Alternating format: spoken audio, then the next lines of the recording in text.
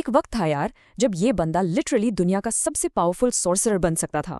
एक ऐसा हीरो जो सिर्फ कमजोरों को बचाने के लिए पैदा हुआ था। लेकिन फिर कुछ ऐसा हुआ जिसने उसका पूरा का पूरा दिमाग तोड़कर रख दिया।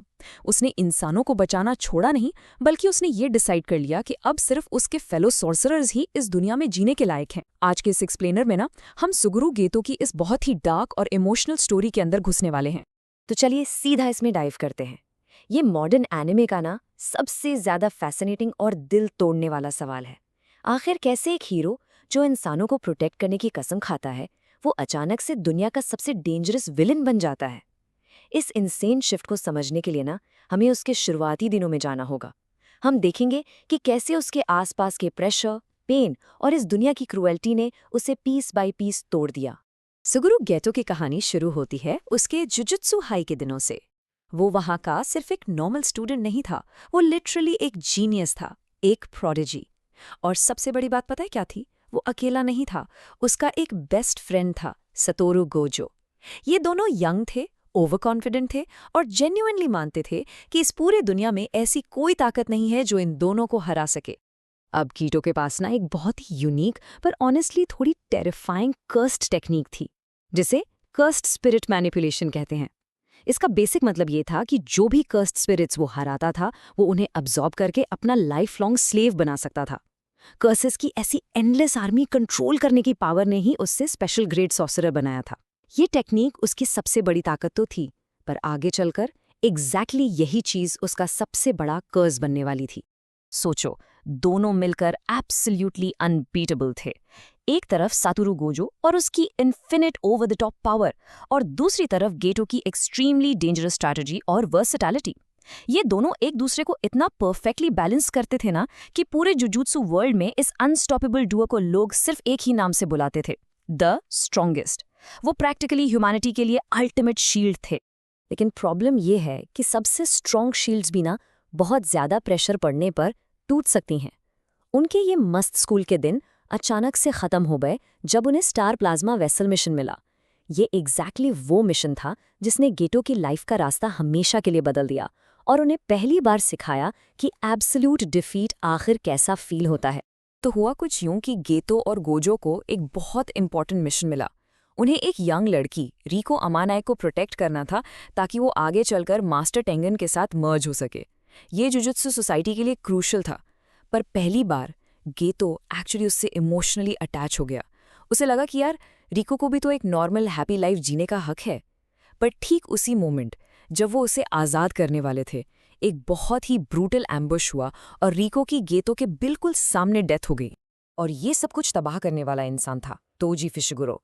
अब तोजी की एग्जिस्टेंस अपने आप में एक बहुत बड़ी आयरनी थी। सोचो, एक ऐसी दुनिया जहां मैजिकल पावर सब कुछ होती है, तोजी एक ऐसा मॉन्स्टर था जिसके पास लिटरली जीरो कर्स्ड एनर्जी थी, कुछ भी नहीं। लेकिन उसकी रॉ इनह्यूमन फिजिकल स्ट्रेंथ इतनी ज्यादा थी ना कि उसने इन दोनों स्ट्रॉन्गेस्ट सॉर्सरर्स को इजीली तोड़ कर रख दिया। उसने पहले गेटो को बुरी तरह हराया और गोजो को भी ऑलमोस्ट मार ही दिया था। गेटो उस वक्त पूरी तरह हेल्पलेस था। लेकिन सबसे बड़ा झटका अभी बाकी था। जब गेटो को होश आया और वो रिको की डेड बॉडी अपने हाथों में उठाकर बाहर निकला, तो उसने एक ऐसी चीज देखी जिसने उसकी आत्मा को हमेशा के लिए हॉन्ट कर दिया।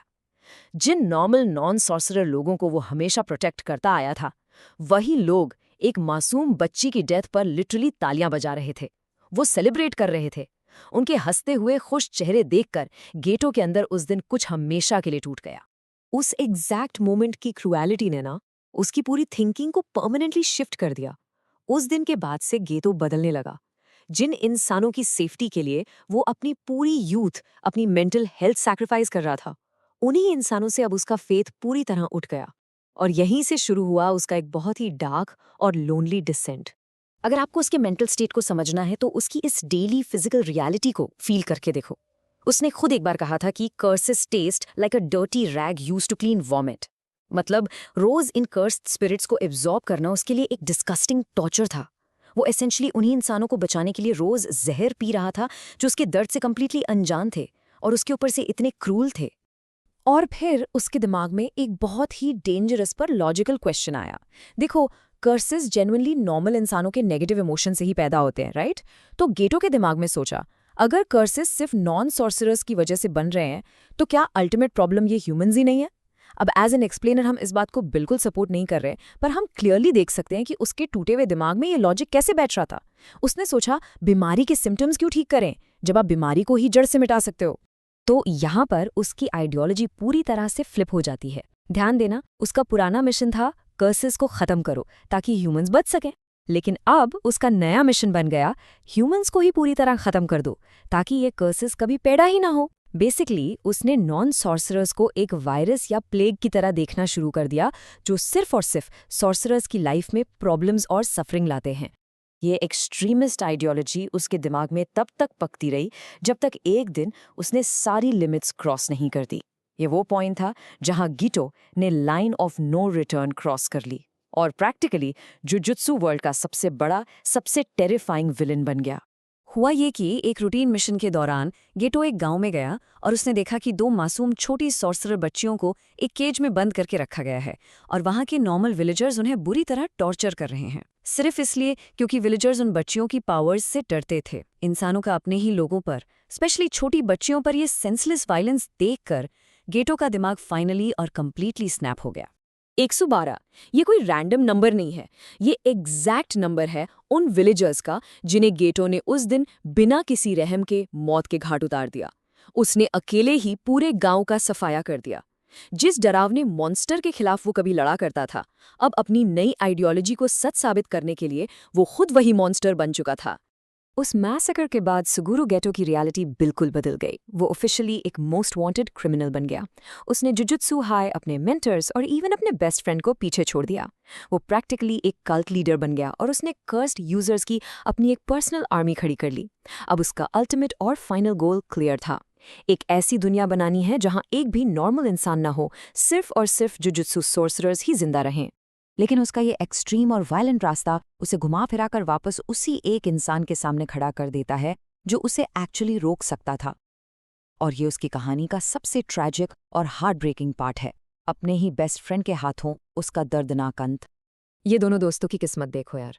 जब गेटो विलन बना और गांव वालों को मारा तो गोजो उसे वहीं सड़क पर रोक कर मार सकता था और आगे का सारा ब्लडशेड रोक सकता था, पर पता है क्या, वो ऐसा नहीं कर पाया। उसने गेटो को जाने दिया, क्योंकि चाहे गेटो कितना भी बड़ा क्रिमिनल बन गया हो, अंदर ही अंदर वो अब भी बेस्ट फ्रेंड्स थे। दोनों एक दूसरे से नफरत नहीं करते थे। उन्होंने बस ऐसे रास्ते चुन लिए थे जो एक साथ आगे नहीं जा सकते थे। पर देखो, डेस्टिनी को एक कंक्लूजन तो चाहिए था। एक मैसिव वॉर छेड़ने के बाद फाइनली यूता ओकुत्सु ने गेटो को हरा दिया। बुरी तरह इंजर्ड, अपना एक हाथ खो चुका गेटो एक अकेले एलीवे में शांति से बैठा था। और पता है उसके आखिरी पलों में उसके पास कौन आया? गोजो। उन दोनों ने वहां बैठकर एक आखिरी बहुत ही प्राइवेट बात की जिसके अल्फाज आज तक किसी को नहीं पता। और उस फाइनल कॉन्वर्सेशन के बाद एक बहुत ही सैड पोएटिक ट्रेजेडी के रूप में गोजो ने अपने ही बेस्ट फ्रेंड की जान ले ली। अगर हम उसकी इस पूरी लाइफ जर्नी को देखें ना, तो एक बहुत फेमस कोट उसके कैरेक्टर को परफेक्टली डिस्क्राइब करती है। गेटो कोई बॉर्न विलन नहीं था। इस करप्ट सिस्टम, उसके पर्सनली झेले हुए दर्द और ह्यूमैनिटी की क्रूअल्टी ने उसे मॉन्स्टर बनाया। उसने शुरुआत तो दुनिया को बचाने की अच्छी नीयत से ही की थी ना, और शायद यही एक रीज़न है कि आज सारे एनिमे फैंस सुगुरु गेटो को एक प्लेन ईविल विलन की जगह मॉडर्न स्टोरी टेलिंग का सबसे डीपली कॉम्प्लेक्स और ट्रैजिक फिगर मानते हैं। और हमारी आज की एक्सप्लेनर इसी एक प्रोवोक करने वाले सवाल के साथ खत्म होती है, क्या गेटो का ये डार्क डाउनफॉल इनएविटेबल था? एक ऐसे सिस्टम में जो सिर्फ लोगों के सफरिंग और सैक्रिफाइसेस पर टिका हो, अगर दुनिया बार बार अच्छे लोगों को जहर पीने पर मजबूर करेगी, उन्हें प्रोटेक्ट करने के लिए जो उनकी परवाह तक नहीं करते, तो क्या ये सिर्फ वक्त की बात नहीं है कि अल्टीमेट प्रोटेक्टर ही एक दिन अल्टीमेट डिस्ट्रॉयर बन जाए? इस बारे में जरूर सोचना। आज मेरे साथ जुड़ने के लिए शुक्रिया, एंड मैं आपसे मिलती हूँ अगले एक्सप्लेनर में।